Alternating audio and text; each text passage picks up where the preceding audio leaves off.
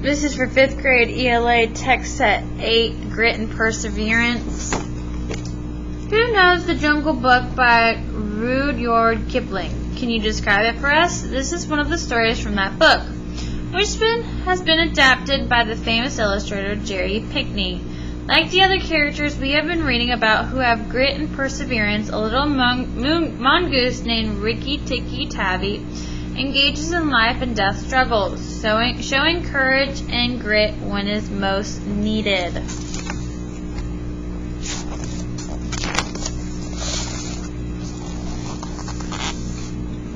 This is the story of the Great War.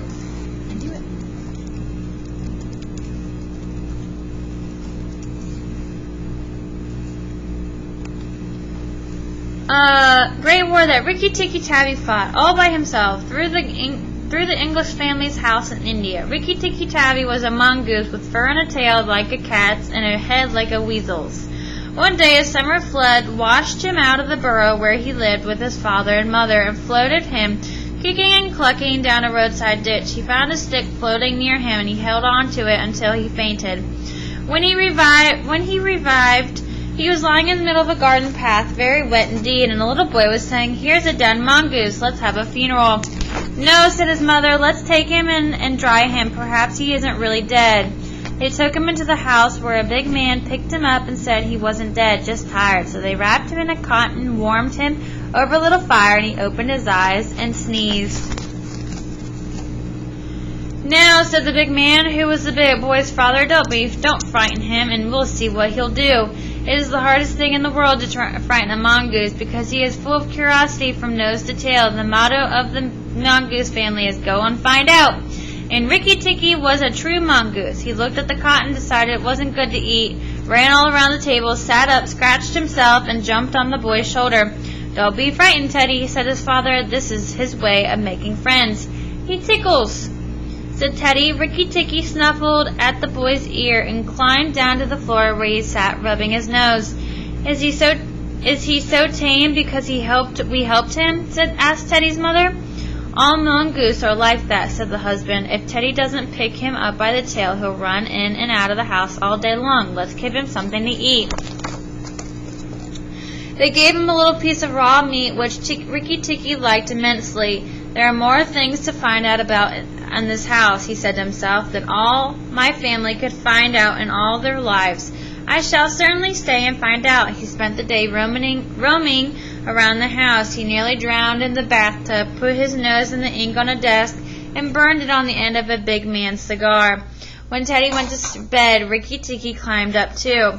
Teddy's mother and father came in before they went to bed, and Rikki-Tikki was awake on the pillow. "I don't like this," said Teddy's mother. "He might bite."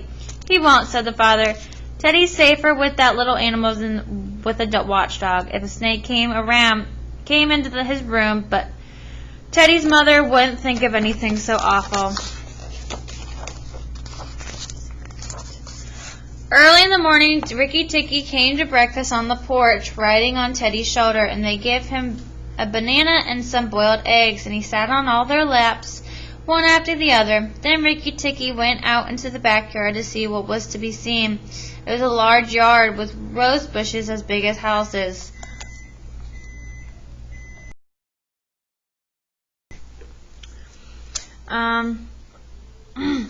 As big as houses, lime and orange trees and clumps of bamboos. Rikki-Tikki scuttled up and down the garden, snuffling here and there until he heard very sad voices in thorn bush. It was Darzee, the tailor bird, and his wife. They had made a beautiful nest by pulling 2 big leaves together and stitching up the edges, and had filled the inside with fluff. "What's the matter?" asked Rikki-Tikki. "We are miserable." "Oh, I'm sorry. Think about the way Rikki-Tikki has been portrayed so far, and about the way the author is describing the cobra. Fantasy stories often deal with good versus evil. Let's talk about that struggle in the story." "We are miserable," said Darzee. "One of our babies fell out of the nest yesterday, and Nag ate him." Said Rikki-Tikki. "This is very sad, but I am a stranger here. Who is Nag?" Darcy and his wife cowered down in the nest without answering, for from the thick grass at the foot of the bush there came a low hiss, a horrid cold sound. Then inch by inch out of the grass rose up the head of Nag, the big cobra, and he was 5 feet long from tongue to tail. When he had lifted 1/3 of himself clear off the ground, he swayed like a dandelion tuft in the wind, and he looked at Rikki-Tikki with the wicked snake's eyes that never changed their expression. Whatever the snake may be thinking, "Who is Nag?" said he. "I am Nag. Look and be afraid." Rikki-Tikki was afraid for a minute, but it was impossible for a mongoose to stay frightened for very long. Rikki-Tikki had never met a live cobra before, but his mother had fed him on dead ones, and he knew that a mongoose's job is to fight and eat snakes. Nag knew that too, and at the bottom of his cold heart he was afraid. "Well," said Rikki-Tikki, "I'm looking, but do you think it is right for you to eat baby birds?" Nag was watching for movement in the grass behind Rikki-Tikki. He knew that mongooses in the garden meant death sooner or later for him and his family. He dropped his head a little and said, "That's talk. You eat eggs. Why shouldn't I eat birds?" "Behind you. Look behind you," said Darcy. Rikki-Tikki jumped in the air as high as he could go, and just under him whizzed by the head of Nagini, Nag's wicked wife. She had crept up behind him as he was talking to kill him, and he heard her hiss at the stroke missed. He came down almost across her back and bit, but he did not bite long enough. He jumped away from the whisking tail, leaving Nagini torn and angry. "Wicked, wicked Darcy," said Nag, lashing up as high and as he could reach toward the nest, but Darcy had built it out of reach of snakes. Rikki-Tikki felt his eyes getting hot and angry, and he sat back on his tail and hind legs like a little kangaroo and chattered with rage. But Nag and Nagini had disappeared in the grass. Rikki-Tikki did not follow them, for he did not feel sure he would manage 2 snakes at once. So he trotted off to the gravel path near the house and sat down. Rikki-Tikki was just a young mongoose, and he was very pleased that he had managed to escape an attack from behind. When Teddy came running down the path, Rikki-Tikki was ready to be petted.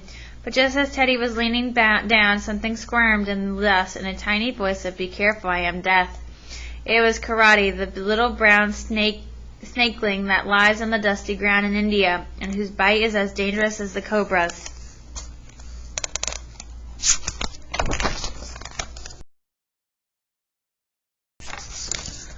Alright, Rikki-Tikki's eyes grew angry again, and he danced up to Karate with the strange rocking, swaying motion that he had inherited from his family. It looks very funny, but is so perfectly balanced that he could fly off in any direction he wanted, and in dealing with snakes this is an advantage. He rocked back and forth, looking for a good place to hold. Karate struck.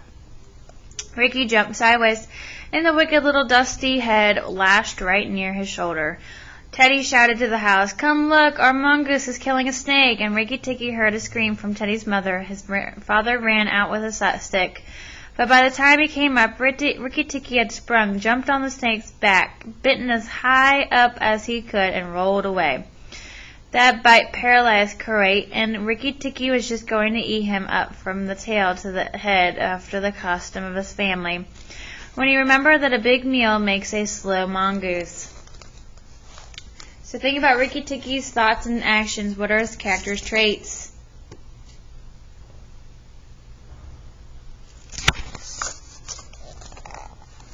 He went away for a dust bath under the bushes while Teddy's father beat the dead snake. What's the use of that, thought Rikki-Tikki. I've already settled it all. Then Teddy's mother picked him up and hugged him, saying that he had saved Teddy's life. Rikki-Tikki did not understand the fuss. Teddy's mother might just as well have hugged Teddy for playing in the mud. Rikki was thoroughly enjoying himself. That night at dinner, walking among the glasses on the table, he could have stuffed himself with good things he did not. Though it was very pleasant to be petted, he remembered Nag and Nagina, and from time to time he would give his war cry of Rikki-Tikki-Tikki-Tikki-Tack. Teddy carried him to bed and insisted that Rikki-Tikki slept under his chin.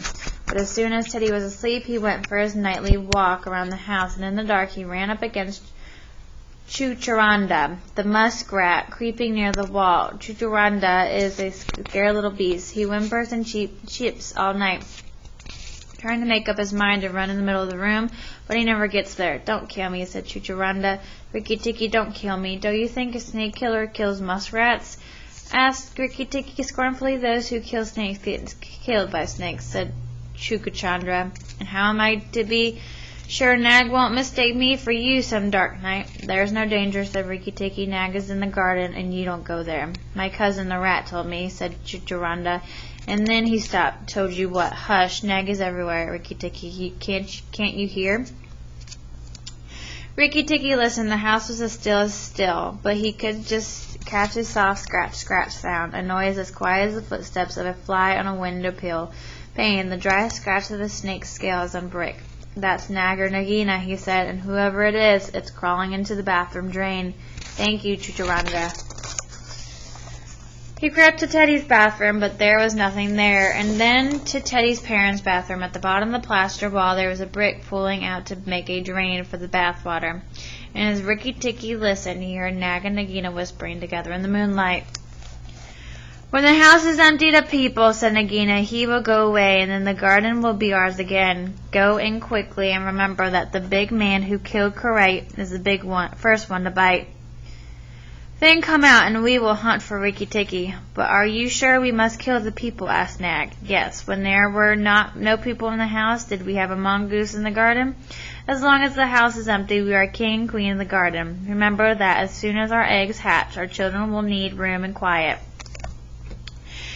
I had not thought of that, said Nag. I will go, but there's no need to hunt for Rikki-Tikki. I will kill the man and woman and the child if I can. Then the house will be empty, and Rikki-Tikki will leave. Rikki-Tikki tingled all over with rage at this, and then Nag's head came through the drain, and his 5 feet of cold blood body followed it. Angry as he was, Rikki-Tikki was very frightened when he saw the size of the cobra. Nag raised his head and looked into the bathroom, and Rikki could see his eyes glitter in the dark. When Karate was killed, the man had a stick, said the snake. But when he comes to bathe in the morning, he won't have it. I'll wait here till he comes. Nagini, do you hear me? I'll wait here till daytime.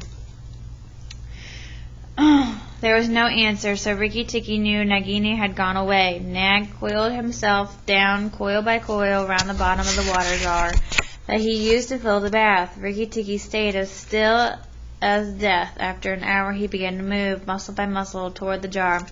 Nag was asleep, and Rikki-Tikki looked at him, wondering how to attack. If I don't break his back at the first jump, thought Rikki, he can still fight. And if he fights, oh, Rikki. It must be the head, he decided finally, and I must not let go. Then he jumped. As he bit, Rikki braced his back against the water jar so to hold down the snake's head. Then he was battered back and forth as a toy is shaken by a dog, back and forth, up and down, and around in circles. But he held it on as the snake's body whipped across the floor and banged against the side of the bathtub. He closed his jaws tightened and tighter, for he was sure he would be baying to death, and for the honor of his family he wanted to be bound for his teeth locked. He was dizzy, aching, and felt shaken to pieces when something went off like a thunderclap just behind him, and red fire singed his fur. Teddy's father had been wakened by the noise and had fired a shotgun into Nag. Rikki-Tikki held on with his eyes shut, and for now he was sure he was dead, but the man picked him up and said, "It's the mongoose again. Little guy had saved our lives now."